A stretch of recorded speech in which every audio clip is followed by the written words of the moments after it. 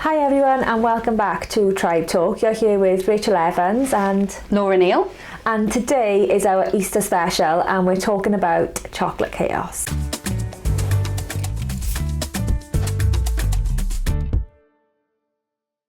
So if you're a parent or carer of a child who's experienced trauma, you may well have experienced chocolate chaos before, where our children gorge on chocolate. They are obsessed with it, they can't seem to move away from it, and chocolate around Easter time causes so many difficulties, it can be overwhelming. So Laura, like you mentioned, there's a lot of things around chocolate, especially around Easter time, because children get a lot of Easter eggs. Yeah.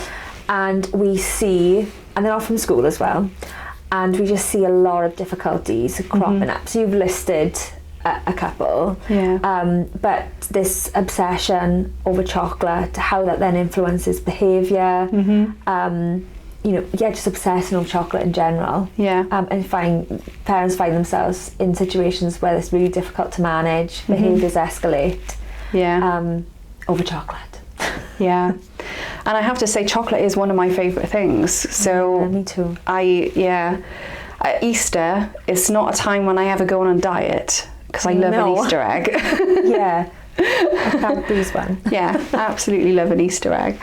But it can cause lots of difficulties for our children who've experienced trauma. So we're going to talk about a few of them today. And the first one for me that springs to mind is impulsivity. So for so many of our children, they struggle with being able to control their impulses. And I think there's a couple of things where chocolate comes into this. So one, at Easter, there's so much chocolate around. It's really difficult not to just dive in and to save. And you might have different types of children, to be fair. I've got two children, one of them who will eat all of their chocolate all at once, and the other one that'll save it for 2 months, mainly to wind her sister up, but you can get those difficulties as well. But in terms of impulsivity, we know that our children struggle with impulsivity at the best of times, and when it comes to chocolate, that's made even worse. One, because it's very moreish, they want to dive in, they want to eat more, and they just don't seem to have an off button with it. Like opening loads of Easter eggs just to get to the chocolate bars. Do you know when you've got like a Malteser Easter eggs, like I'm going to open all of this now, but I just want the Maltesers, and then open the next one to get the chocolate buttons, and it's just all these Easter eggs get opened, and it's just this big mess of chocolate just to get to the favourite thing within that Easter egg. But it is just that lack of control over, okay, well, I'll have a little bit and often and not eat a load of chocolate at once. Right, and I think sometimes we can set our children up to fail by expecting them to be able to do that. They can't do it for so many other things, but at Easter we're expecting them to be able to refrain from diving into all of those eggs. So we have to be really realistic, I think, in terms of their ability to not be that impulsive. Because they haven't got those skills to be able to. They haven't got the skills, and then I think that what is in chocolate, it makes us all want to eat more of it. So, and I was thinking, like, the more that we eat of those types of foods, it makes us feel really rubbish and like just sluggish. Eventually, and then children are in then for 2 weeks eating chocolate, and it just has an impact. It has a knock-on effect, is what I'm trying to say, with mood and things. Absolutely. Which again, it just adds another layer then to parenting at that time. So parenting a child who might whose mood might be much worse than usual because they've eaten so much chocolate. So I think our first tip would be really realistic about impulsivity, and that if you're expecting your child to have 5 Easter eggs and to save them and be able to regulate that themselves, it's unlikely they're going to be able to. So often we need to do that for them and put rules and boundaries around when we can have a certain number of eggs. Or have like an egg every so often, throughout the 2-week break or throughout the Easter break. But it's like thinking outside the box as well, because parents and carers might be in situations if a child's gone to contact and their parent might have, or grandparent had given them an egg. So it's just having, like you said, those boundaries around that. That's a very good point. So in terms of setting up for success for that, because I think if you think about contact, they might go to contact and it might be Contact with mum, for example, and mum might bring 3 eggs, so one off nan, one off granddad and one off her, might bring more, and then child is coming home with 3 eggs. That's a lot. Those rules and boundaries might not have been in place in contact, so they might have eaten an egg and a half by the time they come out as well. So you might have these situations. It's good to set them up in advance. So say mum might bring you some eggs. This is what we're going to do with them when you come home, so that expectation's already there. Yeah, and that just brings like good communication, doesn't it, across like everyone that's supporting that child. So everyone's on the same page and can set the child up for success with relaying, you know, what's appropriate in the home that they're currently residing in.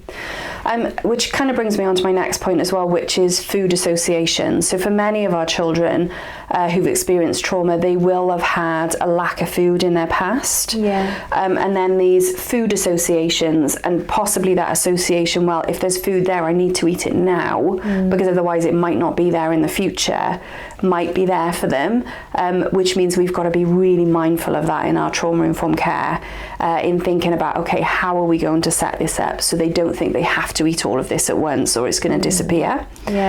So one thing would be to not take eggs away completely, make sure that they're there, they're not used as a consequence of, okay, your behaviour hasn't been great today, you're going to lose an egg. I'd never do that for a child who's experienced trauma. Make sure they're there, make sure that the amount that they can have at different times is regulated and that that's done by the adult.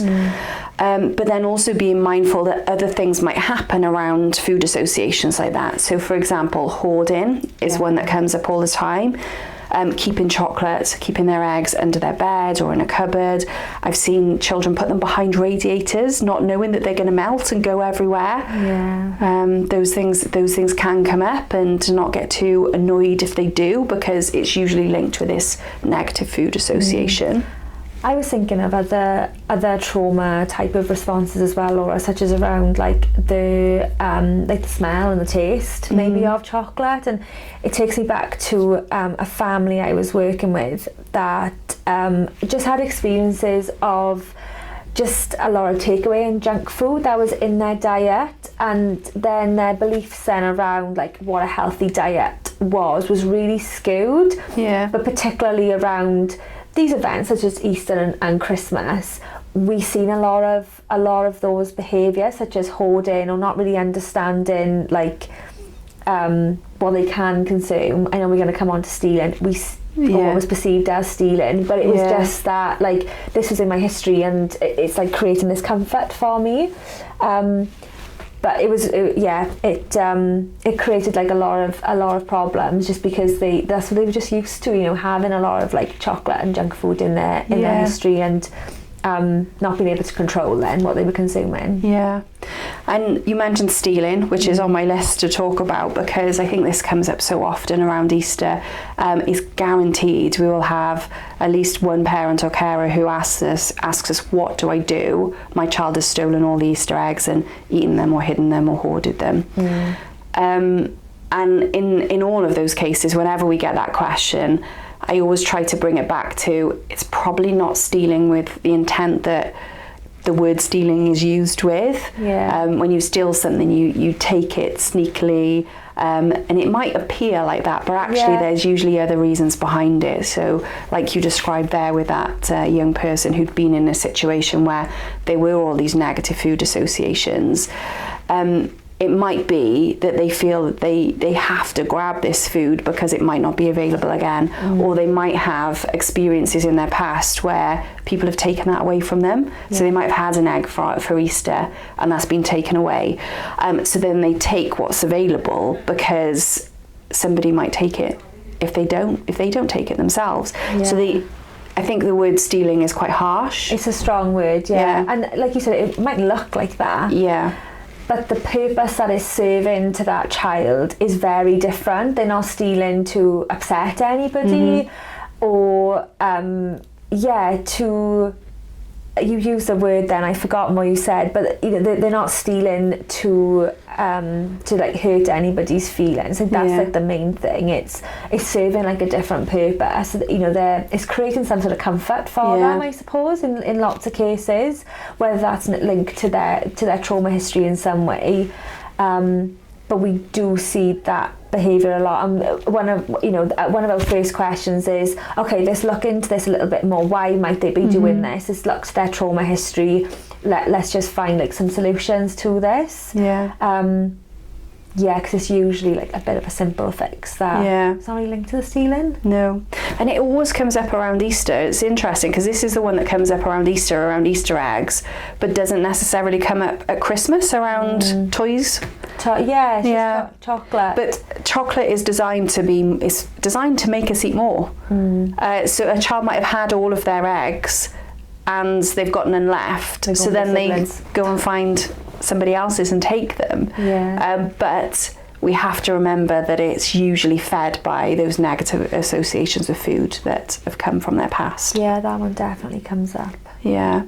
And then gorging as well, and I think that's on a similar tangent really, where they gorge all of their eggs because they're worried that they're going to go, or they just don't have the ability to stop, like that lack of impulse control. Yeah, it goes back to what you were saying about impulsivity and not being able to manage, you know, what they're eating at one time, and it's freely available. You know, where eggs are usually, they're on like the mantelpiece, they're on the sideboard, and they're freely available to children. And when they're there in sight, like you said, the packaging is designed to be desirable too. So I mean, I struggle with that when like I love chocolate and an egg is up there on the side in the kitchen, like, oh, just have a little bit. Do you know what, my husband can sit there with a chocolate bar on the side and he will not touch it, and I'm looking at him thinking, if you don't eat that now, I'm going to have it. But chocolate does that to me, where like any snack, you know, if I'm taking it from the cupboard, I'm going to eat it. I'm not going to put it to the side for 5 minutes. But yeah, packaging and like you said, the taste is all designed to entice us to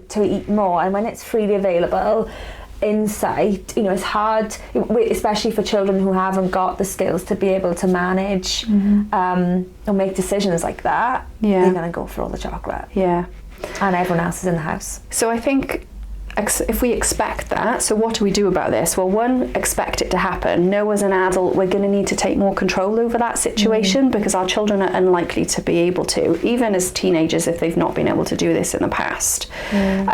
So we want to set them up for success by preempting a lot of these things, putting rules and boundaries around the eggs in place, making sure that they are in a safe, secure location rather than just out on the counter. If I'm going to struggle with not eating that, our kids are. So preempt it really and make sure that we're putting these rules and boundaries around the eggs and taking control of it as adults. Yeah, definitely. Yeah, we need to help our children make choices around that, and we're teaching skills along the way, aren't we? Yeah, absolutely. And if we do that every year and it forms a consistent pattern, that's when they learn over time, and in years to come they'll find it a lot more easier. Yeah, absolutely. Yeah. So I think that's chocolate and eggs. The other thing I wanted to touch on was Easter egg hunts. Right. Yeah. So Easter egg hunts is another area that I think causes difficulty for children who've experienced trauma, for many reasons. So what we've already talked about can feed into an Easter egg hunt. The impulsivity, the difficulty with being able to stop eating chocolate, that can all feed the in. Need to have lots of chocolate. But I think in addition to that, there are other difficulties that can come up with Easter egg hunts. And on the surface, we can think, oh, they're going to love this. It's going to be so much fun. We've designed this Easter egg hunt. They're going to run around, burn some energy. Yeah, burn some energy. And then it doesn't work out as well as we'd hoped. But why is that? So the first thing that comes to mind for me when I think about a child who's experienced trauma and finding Easter eggs is that often they have difficulties with visualising or finding anything.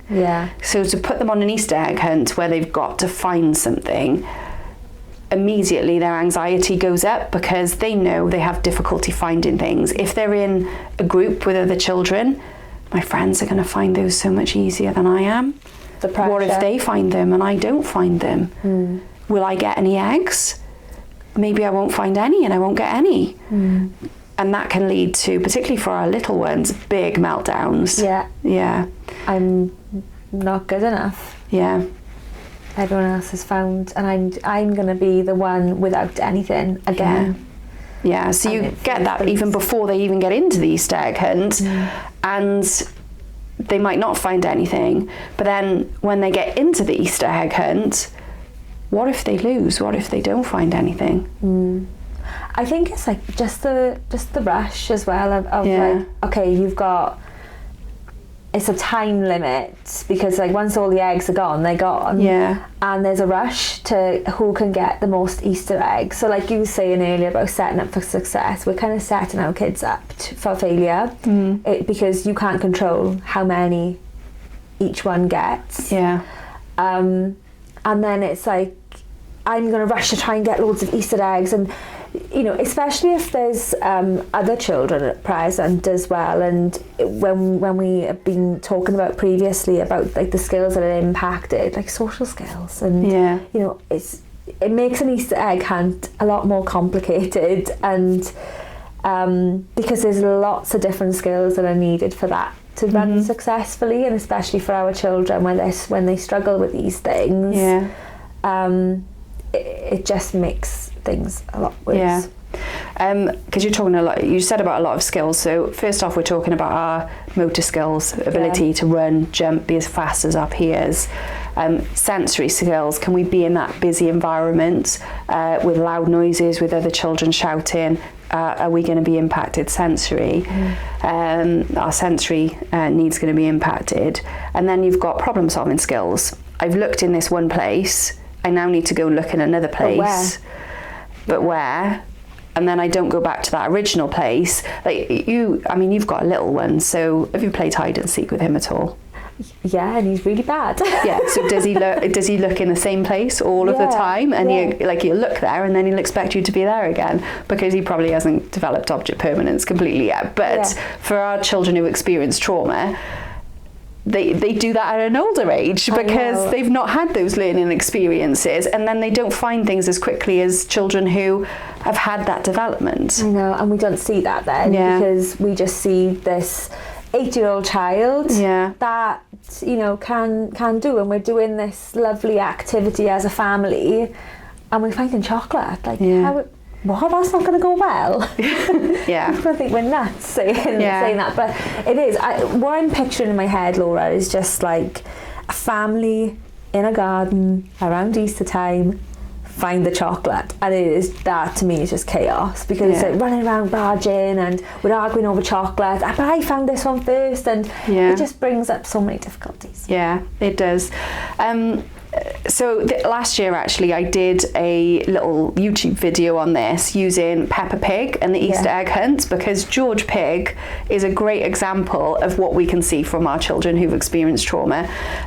So if you want a bit of a visual guide rather than me and you talking on a podcast, we'll put the link in the description. But there's so many things that George Pig does, and I think, if this was a child who's experienced trauma, this would be so difficult. So we'll put that link in the description for this podcast anyway. But I think the final part then, when they might have gathered some eggs, but their friend has got some eggs too, I know, or their sibling has, and their sibling's got ones that they want, and they're not going to share. No.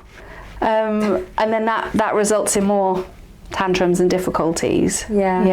So I think there's multiple times within Easter egg hunts that it can be difficult, and I think to set those up for success, try and do them on your own as a family, so you've got control over the situation. Make it really easy, set it up so the kids get exactly the same egg, so there's no disagreements. Might be that in one place, if you've got 2 children, you have 2 eggs in one place that they find together, so it's more of a joint activity rather than a more community-based Easter egg hunt. You can set them up for success, but if you get invited to, we're going to have an Easter party and we're going to do a hunt for the kids, be prepared that it might be more difficult than it sounds. Yeah, it might be a bit too overwhelming for them. And there's so many different areas that you'd have to prepare and set them up. But you can absolutely go ahead and do something similar, but on a smaller scale, with less people. Yeah. What I mean by smaller scale. Yeah. So our overall advice for Easter would be prepared. Be prepared. Yeah. As adults, we need to take control. We need to take control of the schedule of when we eat chocolate.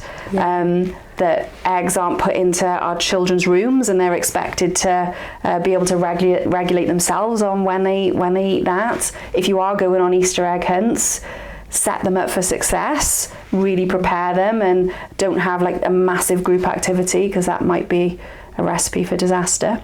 Yeah. But with all that advice, you can have a really calm Easter. Oh yeah, the best Easter. Yeah. If we're just preempting that these things can happen, with understanding your child's trauma history. Maybe they've been with you for a couple of years and you've got like previous Easters that you can go off of and think, okay, well, that didn't go quite as well last year, and I'm going to tweak it in this way now, and it's going to be better this year because I've planned for it. But the more plan and prep that we can put into it, it can be really successful. Yeah, absolutely. That wraps up our episode, our Easter special on chocolate chaos. So yeah, I hope you took a lot of tips and tricks from that episode. But if you want more information about trauma-informed care in practice, then subscribe to Tribe Talk.